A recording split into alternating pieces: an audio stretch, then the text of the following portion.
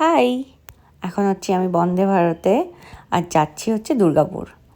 হঠাৎ করে এটা সাডেন প্ল্যানিং, মানে প্ল্যানিংটা তো আগে থেকেই ছিল, কিন্তু টলমলো ছিল যে যাওয়া হবে হবে না, কিন্তু ফাইনালি যাওয়াটা হলো। আর এই যে হঠাৎ করে ট্রেনের টিকিট কাটা আর হঠাৎ করে বেরিয়ে পড়া, জাস্ট একটা অন্যরকম ভালো লাগা। আর এই যে আমরা নেমে গেছি দুর্গাপুর, আর নেমেই এক কাপ চা তো দরকার, শীতকাল পড়েছে বলে কথা। আর আমাদের থেকে এখানে না অনেক অনেক ঠান্ডা, এই জন্য আমরা সবাই মিলে এক কাপ করে চা নিয়ে বসে গেছিলাম। বাপি এই যে সবাইকে চা দিচ্ছিল, কিন্তু চাটা প্রচণ্ড বাজে খেতে, এত বাজে খেতে যে এই শীতকালের সন্ধ্যাবেলাও চাটা কারোর খেতে ইচ্ছা করছিল না। কিন্তু কী আর করা যাবে, যেরকম চা সেরকম তো খেতেই হবে। তারপরে আমরা উঠে গেলাম টোটোতে, কারণ টোটো করে যেতে হবে আমাদের হোটেলটায়। আমরা এখন যাব হচ্ছে আইটিসি ফরচুন। আর এই যে পৌঁছালাম, কিন্তু আমাদের পিছন দিকটায় নামিয়েছে, আর এর সামনের দিকটা যেতে গেলে অনেক ঘুরে যেতে হবে। তাই জন্য এখানে একটা গার্ডকে রিকোয়েস্ট করলাম যে এর মধ্যে থেকে যেন আমাদেরকে একটুখানি যেতে দেওয়া হয়। আমরা এসেছি ব্যাংকের কাজেই, এবং প্রোগ্রাম ওখানে একটা আছে তার জন্য।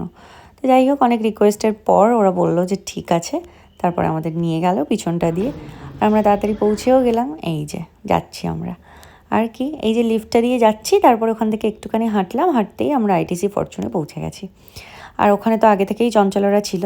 আর আরেকটা কথা, এখানে কিন্তু আমি আমার কিছুর জন্য আসিনি, এখানে কোয়ালিফাই করেছিল সৌরভ, খুরশিদ্দা আর চঞ্চলা। আমি এসেছিলাম ওদের বাড়ির লোক হয়ে। যাই হোক, আমার বেশ ভাল লাগছিল, আমি কোনোদিন ব্যাংকের প্রোগ্রামে যাইনি। আর এই যে একটুখানি নিজেকে দেখে নিলাম, আর সবাই ওদিকে বিল পেমেন্ট যে সমস্ত কাজকর্ম আছে সেগুলোই করছে। আর আমিও এদিকে চারিদিকে হোটেলটা একটুখানি ঘুরে ঘুরে দেখছিলাম। বেশ সুন্দর, বেশ ভালো লাগছিল, এত ভালো লাগছিল। আর যেহেতু এটা সাডেন প্ল্যান, অনেক দিন কোথাও বেরোনোও হয়নি, তো এই জন্য ভালো লাগাটা আরও দ্বিগুণ হয়ে গেছিলো। আর এই যে আমি একটুখানি নিজেকে দেখাতে ব্যস্ত ছিলাম। এই যে, আর ওদের পেমেন্ট হয়ে গেলে আমি একটুখানি বসলাম, কারণ আমাদের এখনও রুম ডিসাইড হয়নি। আর চঞ্চলা ম্যাডাম এসছেন, চঞ্চলা কখন আসবেন তারও ওয়েট করছিলাম, কারণ ওরা এসছে হচ্ছে দুপুরবেলা, ওরা অনেকটা আগে চলে এসেছিলো, আর আমরা এসেছিলাম অনেকটা লেটে। তো ওই জন্য ওর জন্য একটুখানি ওয়েট করছিলাম, ওকে ফোন করলাম। আর এই যে আর ভিডিও করছিলাম, কি আর ভিডিও, চারিদিকটা দেখছি। তারপরে ওরা দিল একটা ওয়েলকাম ড্রিঙ্ক, যেটা খেতে সত্যিই খুব ভালো ছিল, কিন্তু এই টাইমে ঠান্ডাটা খেতে ইচ্ছা করছিল না, দরকার ছিল একটা চায়ের। কিন্তু যাই হোক, রুমে গিয়ে চা খাবো বলে আর কিছু বললাম না। আর এই যে ম্যাডামের সাথে হঠাৎ দেখা, চলে এসছেন ম্যাডাম। আর অনেক দিন পরে যেহেতু দেখা, খুব ভাল লাগছিলো। অ্যাকচুয়ালি একটা টাইম ছিল যে টাইমটায় প্রতিদিন চঞ্চলার সাথে দেখা হতো।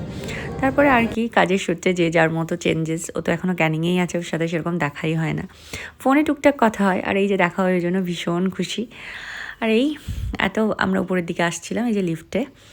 তারপরে এই হচ্ছে রুমটা বেশ সুন্দর, বেশ ভালোও লেগেছে। আর তারপরে আমি রেডি হয়ে নিলাম, কারণ যাব হচ্ছে প্রোগ্রামে। যেহেতু আমরা অনেকটা লেটে ঢুকেছি, প্রোগ্রাম শুরুও হয়ে গেছে, তো ওরা সবাই চলে গেছে প্রোগ্রামে। আর যেহেতু আমার প্রোগ্রাম নয়, তো আমি একটুখানি ধীরে সুস্থে রেডি হয়ে ভাবলাম যে আমি একটু আস্তে আস্তেই যাই। তো ওই জন্য আমি একটুখানি সুন্দর করে রেডি করছিলাম।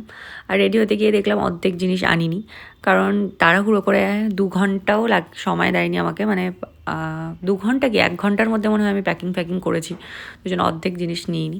যাই হোক, আর কি প্রোগ্রামটা শেষ হতে অনেক লেট হয়ে গেছিলো, ওই জন্য তাড়াতাড়ি ঘুমিয়ে গেছিলাম। আর এই সকালে উঠলাম, কারণ আমাদের ট্রেন ছিল হচ্ছে 10টা কততে। আর এই তাড়াহুড়ো করে খাবার দাবার খেয়ে, আর সমস্ত রকম খাবার ওখানে অ্যাভেলেবেল ছিল, যে ডায়েট করতে চায় তার জন্য ডায়েট, লুচি থেকে শুরু করে ফল থেকে শুরু করে সমস্ত কিছু। বেশ ভালো গেল দিনটা।